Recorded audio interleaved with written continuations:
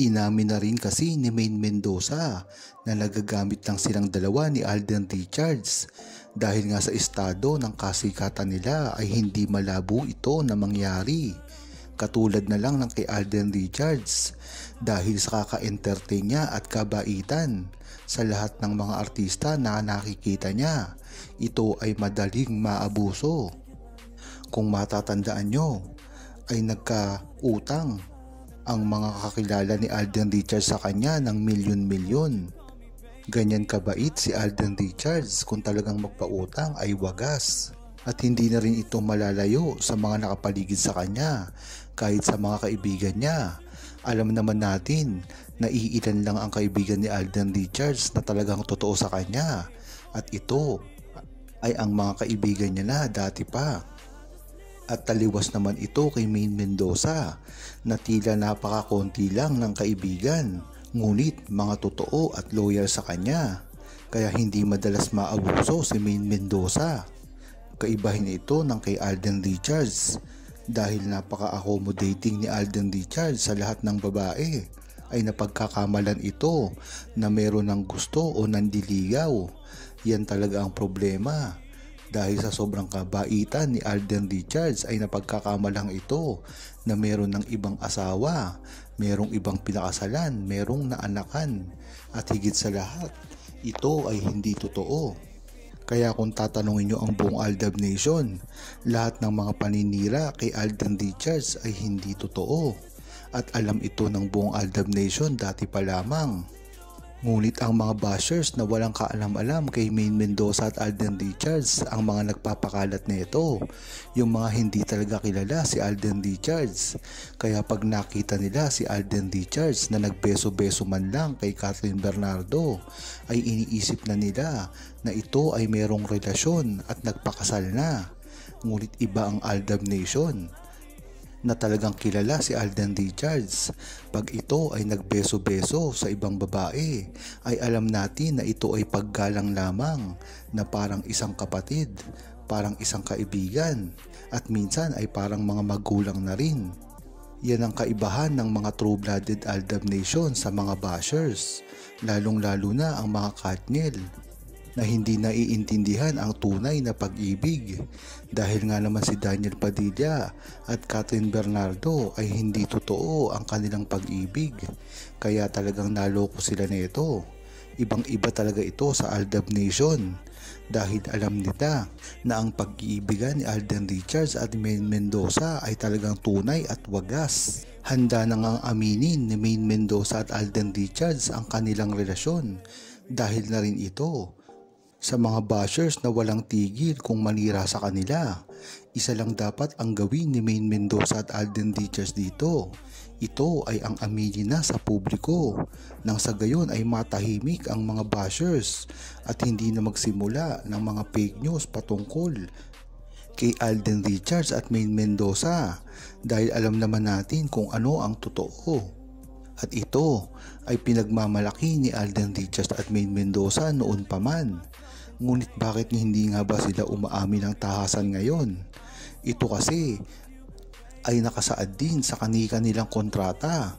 Kung matatandaan nyo ay nabalita na ito na ang mga kontrata nila Alden Richards ay merong espesyal na pahina para sa kanilang mga ginagawa. Kung matatandaan nyo ay hindi naman lingid ito at hindi imposible sa mga network na gawan sila ng mga ganitong kontrata.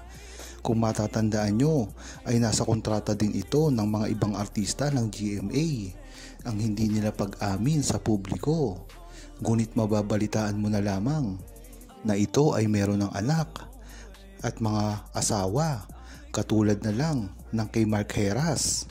Nakasaad dito sa kontrata na hindi siya pwedeng umamin na may asawa at anak na. Nabalitaan na lang sa publiko na ang anak niya ay malaki na. Isa din dito sila Mikael. Tila pagdating sa pag-aartista ay wala silang kinalaman. Ngunit pagdating ng mga ilang taon ay nalaman na ito ay nagpakasal na pala dati. Yan talaga ang malalaman mo na ang kontratang ito ay hindi naman talaga malabo na mangyari. Ito talaga ay tradisyon na ginagawa sa lahat ng mga artista para protektahan ang kanilang mga karir. Ngunit ang maganda dito ay alam ng buong Aldab Nation kung ano ang tunay kay Maine Mendoza at Alden Richards, nang sa gayon hindi ito maloko at alam talaga ang tunay sa kanilang pagkatao. Kahit pa maraming bumabatikos ngayon kay Maine Mendoza at Alden Richards, halatang halata naman ngayon ang couple life nila. Ito ay dahil na rin sa sunod-sunod na resibo na naglalabasan kung ano talaga ang tunay sa kanilang dalawa. Neto lang sa concert ng Coldplay, talagang naging issue ang pagpunta ni Maine Mendoza na talaga namang pinalagan ng mga true-blooded Aldab Nation, at may bali-balita na wala naman talaga si Maine Mendoza doon dahil ibang-iba talaga ang lugar ng isusoko ng mga true-blooded Aldab Nation. Dagdag na lang dito, umano'y pagsasama na ni Maine Mendoza at Alden Richards na talagang hindi na mapipigilan ng kahit sino. Marami na rin kasi naman ang nagpapatunay dito, hindi lang ang true-blooded Aldab Nation, pati ang mga tao na nakapaligid sa kanila at mga hindi sa kanila nakakakilala ay iisa lang ang sinasabi na lagi silang nakikita sa publiko. Ito ay ang mga fans. Wala naman talagang kinalaman sa pag-aaway ng Armin at ng mga true-blooded Aldab Nation, kaya talagang legit kung ano man ang sasabihin nila. Maganda rin naman kasi na si Alden Richards at Maine Mendoza masaya na rin sa kanilang relasyon kahit pa hindi umaamin ang tahasan sa publiko. Ang mahalaga kasi dito ay alam ng buong Aldab Nation at ng fans nila, at mayroon pang inaasahan sa kanila na magsasama silang muli sa pelikula o sa teleserye. Dahil para kay Alden ay ibinalita rin na gustong-gusto niyang makasama si Maine Mendoza sa isang proyekto na pamumunuan ng kanyang produksyon na Myriad. Kaya dapat abangan natin ito para na rin sa kanilang dalawa. At hindi siya naniniwala dito sa naging pagpapakasal umano ni Alden Richards kay Catherine Bernardo.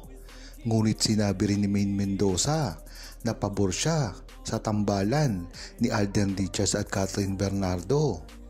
Ngunit dapat din na lumagay sila sa kanilang mga lugar dahil si Alden nga ay hindi na available para makapagrelasyon pa sa ibang babae.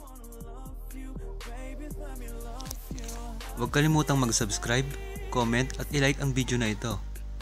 Thanks for watching!